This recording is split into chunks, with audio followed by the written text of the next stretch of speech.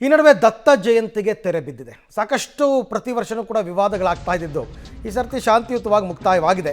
ಬಾಬಾ ಬುಡನ್ಗಿರಿಯಲ್ಲಿ ದತ್ತ ಜಯಂತಿ ಉತ್ಸವಕ್ಕೆ ತೆರೆ ಬಿದ್ದಿದೆ. ದತ್ತಮಾಲಾಧಾರಿಗಳು ಮಾಲೆ ವಿಸರ್ಜನೆ ಮಾಡಿರ್ತಾರೆ. ದತ್ತಪೀಠದಲ್ಲಿ ದತ್ತಪಾದುಕೆ ಮತ್ತು ದತ್ತ ಹೋಮದೊಂದಿಗೆ ಸಂಪನ್ನವಾಗಿದೆ. ರಾಜ್ಯದ ವಿವಿಧ ಜಿಲ್ಲೆಗಳಿಂದ ಸಾವಿರಾರು ದತ್ತ ಭಕ್ತರು ಆಗಮಿಸ್ತಾ ಇದ್ದಾರೆ. ಕಳೆದ 9 ದಿನಗಳಿಂದ ದತ್ತ ಮಾಲಾಧಾರಣೆಯನ್ನು ಭಕ್ತರು ಮಾಡಿದರು. ಆ ಮಾಲಾಧಾರಣೆಯನ್ನು ವಿಸರ್ಜನೆ ಮಾಡ್ತಾರೆ ಇವತ್ತು. ಗಣ ದತ್ತ ಹೋಮದೊಂದಿಗೆ ಈಗ ದತ್ತ ಹೋಮಕ್ಕೆ ದತ್ತ ಜಯಂತಿಗೆ ತೆರೆ ಬಿದ್ದಿರ್ತಕ್ಕಂಥದ್ದು. 2 ಥರ ಆಗುತ್ತೆ ಅಟ್ ಎ ಟೈಮ್. ಒಂದು ನಿಮಗೆ ಹನುಮ ಜಯಂತಿ, ನಿನ್ನೆ ಹನುಮ ಮಾಲಾ ವಿಸರ್ಜನೆ ಆಗುತ್ತೆ ಅಲ್ಲಿ ಎಲ್ಲಿ ಗಂಗಾವತಿಯ ಅಂಜನಾದ್ರಿ ಬೆಟ್ಟದಲ್ಲಿ. ಇಲ್ಲಿ ಬಾಬಾ ಬುಡನ್ಗಿರಿಯಲ್ಲಿ ದತ್ತ ಜಯಂತಿ ನಡೆದಿರುತ್ತೆ. 9 ದಿವಸ ಮಾಲಾಧಾರಿಗಳಾಗಿ ವಿಶೇಷ ವ್ರತವನ್ನು ಮಾಡಿರ್ತಾರೆ. ಈಗ ಅವರು ಬಾಬಾ ಬುಡನ್ಗಿರಿಗೆ ಬಂದು ದತ್ತ ಮಾಲಾವನ್ನು ವಿಸರ್ಜನೆ ಮಾಡ್ತಾರೆ. ಸೇಮ್ ಈಗ ಶಬರಿಮಲೆಗೆ ಹೋಗ್ತಾರಲ್ಲ ಅಯ್ಯಪ್ಪ ಸ್ವಾಮಿಗೆ ಮಾಲೆ ಹಾಕ್ಕೊಂಡು, ಅದೇ ರೀತಿ ವ್ರತಾಚರಣೆ ಇಲ್ಲೂ ಕೂಡ ನಡೆಯುತ್ತೆ. ಅಂಜನಾದ್ರಿಯಲ್ಲಿ ಅಲ್ಲೂ ನಡೆಯುತ್ತೆ.